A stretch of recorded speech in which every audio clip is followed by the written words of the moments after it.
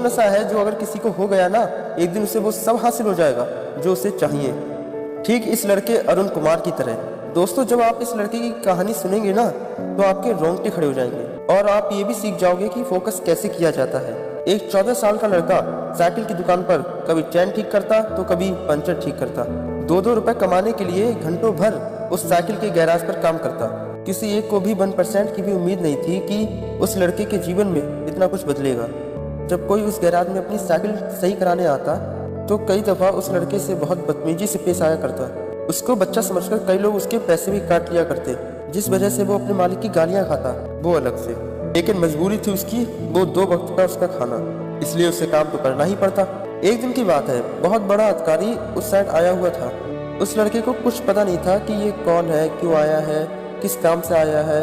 वो सिर्फ एक चीज़ पर बहुत अच्छे से गौर कर रहा था कि सब उसकी बहुत इज्जत कर रहे थे।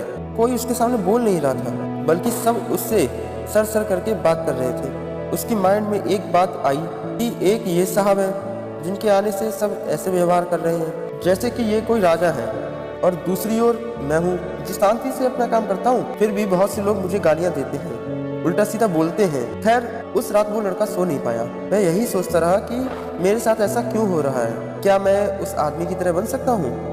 अगले दिन वह अपने गैराज पहुंचता है। वह अपने मालिक से पूछता है कि मालिक, कल जो साहब आए थे लोग उनको इतनी इज्जत क्यों दे रहे थे, वो कौन थे। तभी उसका मालिक उससे कहता है कि तुझे क्या करना है। लेकिन उस लड़के के 2-3 बार पूछने पर उसके मालिक ने उसे बताया कि कल डीएम साहब आए थे स्कूल के उद्घाटन के लिए। तभी उस लड़के ने पूछा कि ये डीएम कैसे बनते हैं। उस गैराज का मालिक बोला, उसके लिए बहुत पढ़ना पड़ता है, उसके लिए बाज की नजर और ऋषि मुनियों जैसा फोकस चाहिए। और ये बात उस लड़के के दिमाग में छप जाती है। वो लड़का शाम को घर जाता है और आधी रात तक यही सोचता है कि इस जिंदगी से उस जिंदगी तक का सफर वह कैसे तय करेगा। तभी वो सो जाता है और वो अगले दिन से ही पैसा बचाने लगता है। बचा अपने लिए किताब खरीदता है और किसी तरह अपनी पढ़ाई शुरू करता है। एक सरकारी स्कूल में एडमिशन लेकर वह पढ़ता है और रात को वह काम करता है। उसका लक्ष्य उसके दिमाग में छपा हुआ था, उसे डीएम बनना है, मतलब आईएएस बनना है, चाहे कुछ हो जाए। अब वह लड़का 21 साल का हो चुका था। पिछले 7 सालों में ऐसा एक भी दिन नहीं था इस दिन उसके दिमाग में आईएएस बनने का ख्याल ना आया हो। उसे बस जल्द से जल्द 21 साल का होना था, जिससे उसका ग्रेजुएशन कंप्लीट हो और एग्जाम में बैठने के लायक हो जाए। तभी 1 साल बचा था तैयारी करने को। उसने इतने पैसे जुटा लिए थे कि अगले 6 से 8 महीने अगर वो काम ना भी करे तो उसका खर्चा चल जाएगा। अब वह अपनी पूरी मेहनत दिन रात एक करके उन 6 से 8 महीनों को आईएएस बनने में लगाने का सोच लेता है। वह सिर्फ एक टाइम ही खाना खाता है और बाकायदा अपनी पढ़ाई करता है। 4 महीने बीत चुके होते हैं। तभी एक रात वह अपनी पढ़ाई करके थोड़ी देर सोने की तैयारी कर रहा होता है कि अचानक चक्कर आ जाता है और वह गिर जाता है। और भला उस गरीब को देखने वाला कौन होगा वहाँ पे।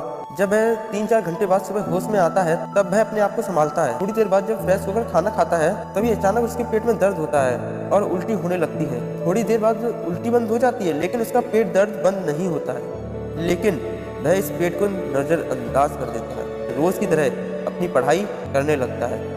पेट दर्द अभी भी कर ही रहा था तो वह बाहर जाकर कुछ दवाई ले आता है। दवाई खाने के बाद अब थोड़ा उसे आराम मिलता है और पढ़ाई करने लगता है। धीरे धीरे करके अब वक्त गुजरा। अब तो सिर्फ 1 महीना ही रह गया था एग्जाम को, जिसका इंतजार इस लड़के को पिछले 7 साल से था। तभी अचानक एक दिन फिर से इस लड़के के पेट में दर्द होता है और इस बार इस लड़के के पेट में दर्द ऐसा हुआ कि वह इसे सह नहीं पा रहा था। तभी इसे डॉक्टर के पास मजबूरन जाना पड़ता है और वह डॉक्टर के पास जाता है। चेकअप के बाद से पता चल जाता है कि उसे किडनी स्टोन है, उसके पेट में पथरी है। यह सुनकर उसे झटका लगता है। डॉक्टर ने कहा ऑपरेशन करा लो या दवाई लो जो शायद ये गल जाए, मगर ये दर्द बहुत देगा अगर ऑपरेशन नहीं कराया तो। वह मन ही मन सोचने लगा कि अब ऑपरेशन का खर्चा कहाँ से लाऊं। कुछ पैसे बचे हैं, अगर वो इसमें लगा दिए तो अगले 1 महीने खाऊंगा क्या। तभी वह अपने घर लौट रहा होता है और मन ही मन यह प्रार्थना भी करता है कि कम से कम 1 महीने तक उसे कोई दिक्कत ना हो ताकि वो अपनी पढ़ाई सही से कर सके। लेकिन भगवान ने उसके लिए तो कुछ अलग ही सोच रखा था। अब उसके साथ वही दिक्कत हो रही थी। रोज तो नहीं, लेकिन 1-2 दिन में उसे दर्द होता ही था। लेकिन ये दर्द उसे तब ज्यादा होता था जब वह कुछ खाता था। अब जाहिर सी बात है वह खाना तो छोड़ नहीं सकता, लेकिन वो फिर भी पढ़ता रहा और पढ़ाई के साथ साथ दर्द को सहता रहा। 7 दिन में उसकी परीक्षा थी और आखिरकार उसने अपनी सारी पढ़ाई कर ही ली थी। अब वक्त आ ही गया था उसे अपनी जिंदगी की सबसे बड़ी परीक्षा देने का। आखिरी दिनों में तो उसे मकान मालिक ने भी घर से बाहर निकाल दिया था क्योंकि उसे घर का किराया नहीं दिया जा रहा था। अब क्या करे बेचारा, सारे पैसे तो खर्च हो गए और इस बीच वह अपने दोस्त के घर रहता है और अचानक एग्जाम से एक दिन पहले लाइट चली जाती है। अब कल उसे परीक्षा में बैठना है। अब वह आज बिना पढ़े सो गया।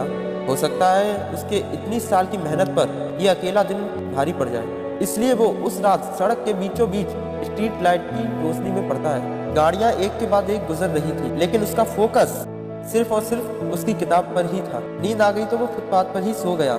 अगले दिन वह अपने दोस्त के घर गया और फ्रेश होकर अपने एग्जामिनेशन सेंटर पहुंचा। वहां स्टूडेंट की भीड़ देखकर उसे थोड़ी घबराहट महसूस हुई, लेकिन फाइनली वह घड़ी आई गई जिसका उसे सालों से इंतजार था। वो एग्जाम में बैठा, प्रीलिम्स उसका निकल चुका था और वो मेंस के पहले पेपर में बैठा था। पहला पेपर उसका बहुत अच्छा गया। उसे आज क्वेश्चन पेपर देखकर डर नहीं लग रहा था दूसरे कैंडिडेट्स की तरह, बल्कि आज उसे तो बहुत अच्छा लग रहा था। आज बड़े आराम से वह अपना पहला पेपर खत्म कर लेता है और शाम को बड़े आराम से बैठकर वह यही सोच रहा होता है, जिस तरह उसका पहला पेपर गया उसी तरह उसका आगे का भी पेपर जाना चाहिए और उसे स्टोन की दिक्कत है उससे उसे कुछ दिन के लिए राहत मिल जाए। एटलीस्ट एग्जाम तक उसके सभी पेपर बहुत अच्छे जाने लगते हैं। बस एक लास्ट पेपर रह गया और उस लास्ट पेपर तक उसकी सारी तैयारी हो चुकी होती है और वो खुद को इस साल IAS बनते देख रहा था। लेकिन तभी सुबह सुबह जब वह उठता है तब उसके पेट में हल्का दर्द होने लगता है। तभी वह अपनी दवाई खाता है, गुना पानी भी पीता है, लेकिन उसे इससे राहत नहीं मिलती। किसी भी तरह वह अपने एग्जाम सेंटर पहुंचता है तब दर्द बढ़ चुका होता है। जैसे तैसे करके वह एग्जाम देता है।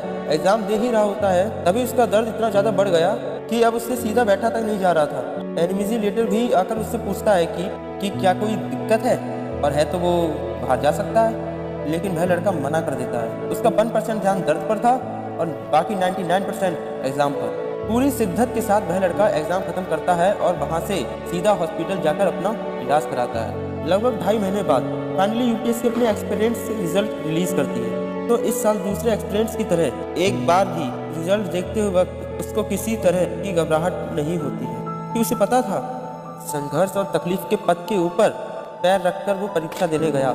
हाँ, आज उसका सपना भी सच हो गया और आज वह कोई मामूली इंसान नहीं, IAS officer mister Arun Kumar हो गया। उसे इंटरव्यू के लिए बुलाया जाता है। जब इंटरव्यूअर्स को उसकी कहानी का पता चलता है तो वो भी हैरान हो जाते हैं। बाकायदा किसी इंसान का फोकस इतना तगड़ा कैसे हो सकता है। उस बंदे को यूथ क्लब की तरफ से इंटरनेशनल फर्स्ट में बुलाया जाता है, जहां वो कहता है दर्द हो, तकलीफ हो या मौत आ जाए, फिर भी तुम्हारा ध्यान तुम्हारी मंजिल से ना हटे तो ब्रह्मांड खुद तुम्हें जिताता है। मैंने अपने संघर्ष के दिनों में कभी संघर्ष पर ध्यान ही नहीं दिया। मेरा ध्यान सिर्फ एक चीज पर होता था और वो थी मेरी किताबें। फोकस का नशा था मेरे अंदर। किताबों के पन्नों से कभी ध्यान हटा ही नहीं। अगर उम्र की शक्ति नहीं होती शायद मैं 21 की उम्र से पहले ही UPSC निकाल लेता। दोस्तों, इस पूरी कहानी में अगर देखो उस लड़के का फोकस जो इतना तगड़ा था कि उसकी पथरी का पेन भी उसका फोकस नहीं तोड़ पाया। मकान मालिक ने घर से भगा दिया और सड़कों की गाड़ियों तक ने उसका ध्यान नहीं तोड़ा। उसको फोकस का नशा लग गया था। जब ये नशा किसी को लगता है ना तो ये चट्टानों को भी अपने सामने झुकाने की ताकत रखता है। दोस्तों, उसके पास तो कुछ नहीं था, न घर, न परिवार, न पैसे, न सुविधाएं, लेकिन फिर भी उसका ध्यान उसके लक्ष्य से हटा नहीं, टूटा नहीं। आपके पास तो बहुत कुछ है, ध्यान इतना तगड़ा होना चाहिए कि सामने भवंडर की लहर भी निकल जाए, लेकिन जिस चीज पर भी ध्यान होना उससे हटना नहीं चाहिए। अगर ऐसा फोकस का नशा आपको भी चढ़ा फिर किसी का बाप भी आपको कामयाब होने से नहीं रोक सकता।